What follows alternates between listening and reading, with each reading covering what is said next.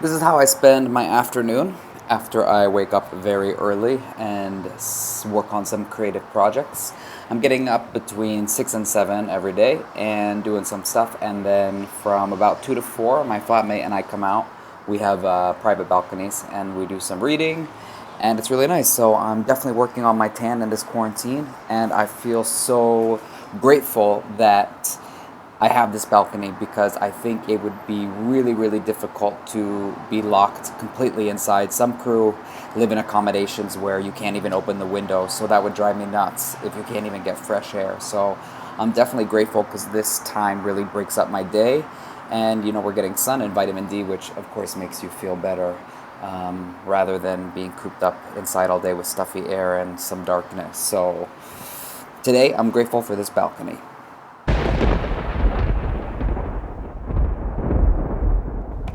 Alright guys, it is Wednesday, June 9th, approximately 4:45, and I just got the dreaded email.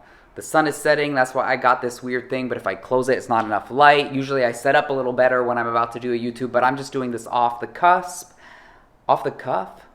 Off the cusp? Off the cuff. I'm doing this off the cuff.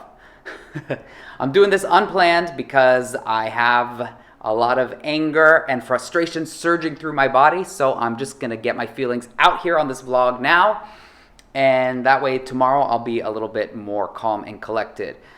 So what just happened? Well, I got the dreaded email. If you work for Emirates airline, you'll know that this week they started sending emails to crew asking them to come in for a business meeting. This business meeting is to tell people that they are basically being made redundant. Now, a few weeks ago, the airline denied claims that was put out by, I believe, Bloomberg, that they needed to do massive firings. And they said there was no intention for that to happen. And if so, it will be communicated by the PR department. So the people that got the first batch of emails were within their 3-year contract. And apparently, probably people with not the greatest records, they had final warnings and whatnot, etc. For me, I'm on a 2-month extension. Now, the reason I'm on this extension is because, basically, to explain it, your contract with Emirates is only 3 years. Obviously, everyone is expected to renew at the end of the 3 years, but it's 3 years because the company doesn't have to re-sign you, and also it's pegged to your resident visa. So I think the visas can only be like 3 years. I'm not really sure, but also they want to test your blood every 3 years to make sure you're HIV negative to live in Dubai. So I've been at Emirates for 4 years. I've never said the name of my company on my YouTube channel because we have such strict social media guidelines, and I didn't want any company eyes on me, and I wanted to be able to have an authentic vlog where I could speak the truth. And we have so many rules with social media, and there's like an entire team that scours anything Emirates related. So a lot of people get in trouble. So I just didn't want to deal with that drama.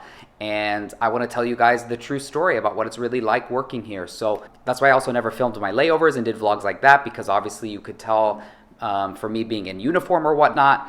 So I have so much footage sitting on my computer that now I can finally edit and put in a layover vlog, and I can finally use the company name because I'm being made redundant tomorrow. So I don't need to follow any social media guidelines anymore. So my contract, my 3-year contract where you have to redo the visa and everything, was up last June. And unfortunately that year I had a lot of health problems. I had just many sick incidents, which I take full accountability for.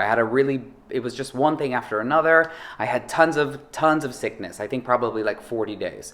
So during that time, my contract was up for renewal, and instead of the 3-year, they gave me a 1-year. Now this was kind of like a scare tactic that they did just to basically whip people in shape. So, anyone that was given the 1-year under normal circumstance, within that 1 year, if they didn't call sick or anything, their manager just told them, hey, you're back on to the normal 3-year schedule. So I did everything they asked me to do in this 1 year. I didn't call sick.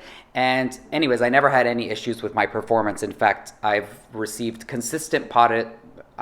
consistently received positive feedback for 4 years, even being in economy, which is quite a feat to actually have like a supervisor and even a purser right in take the time to write in a compliment about you, because most people in 4 years in economy, they're burnt out. They're just doing the bare minimum, they're not really going above and beyond. And that is something I do take pride in. I take pride in my discipline and my work ethic. And I know that I'm a valuable employee, and I know that I'm an asset to a company. And I'm an asset to this company. And that's what makes me mad, because yeah, I had some attendance issues, but I rectified them in the 1-year contract. I only called sick twice in 1 year. I had actually 8 months of consecutive no sickness.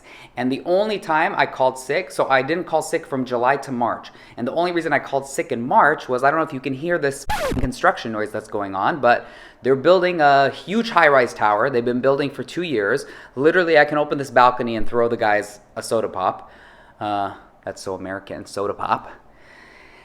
And I couldn't sleep because they were like doing the drilling like 24/7, and I was supposed to have a night departure, so that's why I had to call sick. Unfortunately, in this company, there's not a lot of leeway in terms of swapping your flights, and if they had a better system for managing things like that, I'm sure there would actually be a reduction in the amount of crew that calls sick, because all I needed was a day departure. But because you can't swap within 24 hours on the swap system, and the doctors can't ask the operations to give you a specific schedule for a certain reason.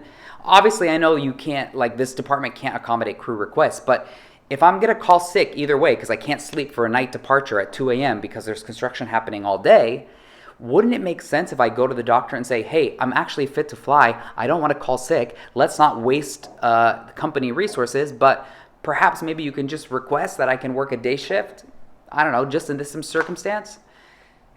Long story short, I got the 1 year. I did everything they asked. I didn't call sick. I still got tons of compliments this year. And then when it came closer to the time of my renewal, because it's in June, I was offered this 2-month extension. Now, this was apparently a decision that Human Resources made around when COVID started getting really bad, and anybody that was due for a extension, whether it was someone that's been here only 3 years, or like a supervisor or purser that's been here for 12 years. If your contract renewal happened to be between whatever, like March or April, and now you were just put into this pile of people on an extension. And essentially, it was for them to see how things go. That's how it was explained to me. Like the companies might need to make cuts. It's just going to see how things go. So fair enough. I understand that. It's unfortunate. I think they should have definitely took into account all the people with bad performance. But now we've come to find out that this is what they were doing anyway, because before I got this email today, people were in training college yesterday being let go that were in their 3-year contract that maybe had final warnings or, a lot of disciplinaries. So I thought I was safe. And clearly I'm not safe, because I was offered this 2-month extension, and basically that just meant I had until August, and now it just seems that what they're doing with all of these redundancies is they're calling people in and they're giving them basically 2 months notice. So I suppose it's not anything that I didn't see coming. I didn't really expect them to keep me after August. I think, times are really tight and they do have to make a lot of cuts, so I understand that. But I think it's really unfortunate that the company doesn't take into consideration performance. It's only attendance and it's only disciplinary things, and that is the biggest lie. And I will say the thing that's most disappointing about Emirates, as much as they want to say they care about performance and your work on board, they don't. It's a matter of your sickness, your attendance, and if you were ever absent for a flight or had issues and people like making reports. I never had anybody report me, no customer complaints, no crew reporting me, no pursers reporting me. In terms of my performance, it's excellent. I just had problems with sickness, and once in New York, I lost my passport, so I couldn't operate the flight back because I lost it outstation. So that resulted in me getting a written warning for losing my passport. Which is why, again, I was also given the 1-year contract, and why now I'm in this situation of being called in tomorrow for a business update to be told I'm being fired. So it's just because, I actually compiled all of the compliments I have. I have like so many from pursers, and I made a whole portfolio basically pitching myself to the company, talking about how I'm level 5 top seller. In 2019, I made approximate revenue of 50,000 dirhams. Sure, there's people like selling way more than me, and there's people selling way less. I just don't think they don't take into account any of these things. They don't look at you in a comprehensive way. It's just like, how many sick days did they have? Did they ever have any warnings? Okay, get them out. I think it's very unfair the way they're doing it, and there's also no transparency. I would say maybe this is like golf mentality, but it's not, because Etihad, they released a memo to the crew. The thing with this company is there's no transparency. Everything is so shrouded in mystery, and we have to find out from other crews, so it becomes this huge gossip situation. It's really frustrating. Like, all the company needs to do is be transparent. We've stuck by you. Some people have given their whole lives, and you're making people walk around on eggshells, nervous that they're going to get an email any second. Like, just put out a memo. We're really sorry. We need to make this many cuts. This is the criteria of how we're doing it. Da da da da da da. Simple. But instead it's all of this drama, getting emails at midnight, being asked to come in with less than 24 hours notice. It's absolutely ridiculous, and it all goes back to how they treat the crew. And that has been the through line of my story here at Emirates, is realizing that at the end of the day, no matter how much you give this company, they're not going to treat you any different, and they'll just step on you like an ant that you walked on accidentally outside. That made no sense. But it doesn't matter how much you give this company, how well you work on board. It doesn't help you. It doesn't get you further, and it doesn't get you any more respect from the management team. It doesn't get you a thank you. It doesn't get you anything. So if you're ever going to come work for Emirates, just know, do the bare minimum, because you don't get anything for going above and beyond. Because I'm someone that went above and beyond for 4 years. I have a complete PowerPoint presentation full of compliments and things that I've received over 4 years about having good performance, and it doesn't help me. I understand the company needs to make cuts. I understand COVID is wreaking havoc on the aviation industry, but the way they're going about it with this lack of transparency is not right. And plus, they already offered me and a bunch of other people a 2-month extension, and now we're all getting called in to be told the extension is being rescinded. It's just not right. Just follow through. It was a contractual extension. But seems contracts don't matter either. So I'm really mad. I've had a tenuous relationship with my manager. He's not somebody that you can even talk to. I actually got more support from my flatmate's manager. I did a performance coaching with her, just completely unrelated to Emirates. And it's really a shame here, because your experience has so much to do with who your manager is. And my manager, he doesn't know how to have a conversation. He's not transparent. You literally start to talk to him and he's already like cutting you off. He's kind of like Trump. If you've ever noticed how Trump is with reporters, he doesn't even let them finish the sentence. He's already in with his defense. That's how my manager is. And it's really a shame, because a manager should be somebody that can like cultivate talent, is there to guide you, is there to see that if you're actually a good performer, how can we increase this or increase your motivation and keep you performing well. But they don't care about any of this in Emirates. And it's actually a joke, because they used to just be called managers, I think. And then a couple years ago, maybe 2 years ago, they went through this entire rebranding and redesigned the entire management team. And they called them crew performance managers. I don't see what performance they're managing. All they're doing is giving out warnings and disciplinary things and talking to you about attendance. And if you get a compliment on board, all they do is forward it to you and say some generic like, good job, this is going to be uploaded to your file. In fact, I asked my manager about my file, because they don't do personal references like a letter of recommendation. So I said, I understand you can't do personal references, but can you just confirm the total number of compliments I've received? Because at least if I have that in an email from Emirates or a manager in Emirates, then it's a little more official. You can't really go to a job application in the US and be like, yeah, I got so many compliments. Unfortunately, I don't have any verification of them, or actually giving them like a portfolio of compliments. Yeah, did I keep the compliments? Yeah, but are they going to want to read 20 pages? No. Usually a letter of recommendation is better, or at least just something that says Robert worked here for blah, blah, blah years. He received this many compliments over his time. So I asked my manager, hey, can you just confirm this number? And he's like, yeah, I don't know if that's going to be possible. I don't even know if the system goes that far back.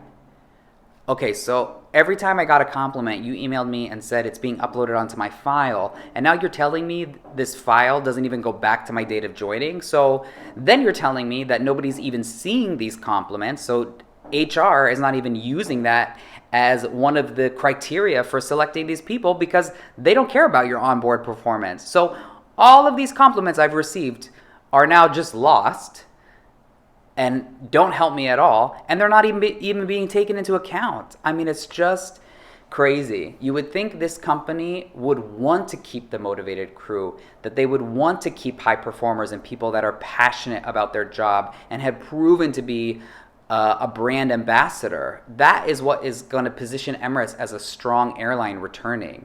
Keeping people that are motivated to do good jobs and that have a proven track record of doing a good job.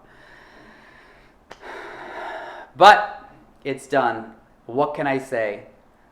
I was literally like working on an online class and I heard this bing and I looked up and it was like, please come in for a business update. So as the crew rumors circulated so fast, I knew this is what that meant. So I know that tomorrow I'm going to be made redundant. Supposedly it's going to carry me through till August when they can put me on a flight back home.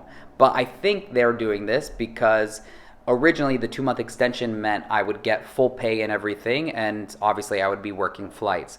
Now, I don't know, we'll see what contract they give me tomorrow, what it says, but I think they're going to reduce the pay. So basically they're keeping us here like on a reduced salary essentially. So it's just ways for them to save money. It's all about money with them, which, I understand. This is a company, they're making business decisions, but the problem is there should be at least one person in that round table of cost-saving initiatives that is someone from like a empathetic standpoint and trying to do things in a humane way. And actually, if we had a vice president of crew, I'm sure we would. But right now, we don't have any crew advocate. This position has been empty for months. We had one woman that was here for a long time that apparently got in a huge fight with one of the upper senior level executives, and she was let go. And then to fill her place, we had this awesome woman named Doreen. She came in for a year. She was doing some good work, and she left after a year. So we never really even have a advocate on our behalf that is fighting for the crew. So it's just a shame. I think this is what will destroy Emirates in the long run. Even if when they recover from COVID-19, I think not investing in their workforce, not motivating their crew, not caring about their people is what is going to be the downfall when it comes to Emirates service, because they attracted some great people. I've had the opportunity to work with some amazing people. There are some great, talented, happy, positive people here. But the more you chip away at all the benefits and the more you take away from crew that are doing good, and now they're sending crew away that are doing good without even offering them a way to come back. I mean, it's just really a shame. And I think there needs to be somebody in upper management or senior level executive that understands,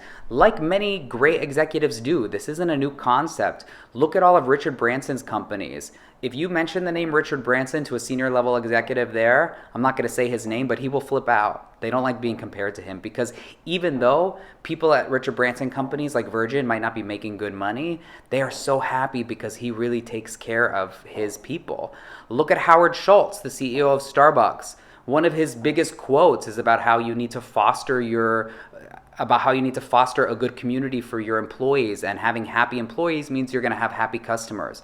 They just don't see it that way here. And it's clear because after 4 years of going above and beyond, it didn't get me anywhere. And I'm not going to say it's annoying, because I don't think I would say that I would have worked differently, because at the end of the day, I am a hard worker, and that's why people took notice. And I do take initiative, and I'll do things and go above and beyond, because that's just the type of person I am. So I'm not going to take away from my work ethic. I think it's just disappointing that it doesn't help you here. And maybe that's the biggest lesson of all. You need to work for a company that not only has the same values as you do, but that recognizes you when you do good work, and a company that validates you for doing good work. And I don't mean validate just by sending you an email and saying good job. I mean giving you actual benefits for doing a good job, helping you, motivating you when you're down, encouraging you to keep performing well, and encouraging you with actions, not just words. So it has been an interesting 4 years. I'm so grateful for my time. I think it's really sad it's ending this way, but yeah, now you're gonna get the real tea.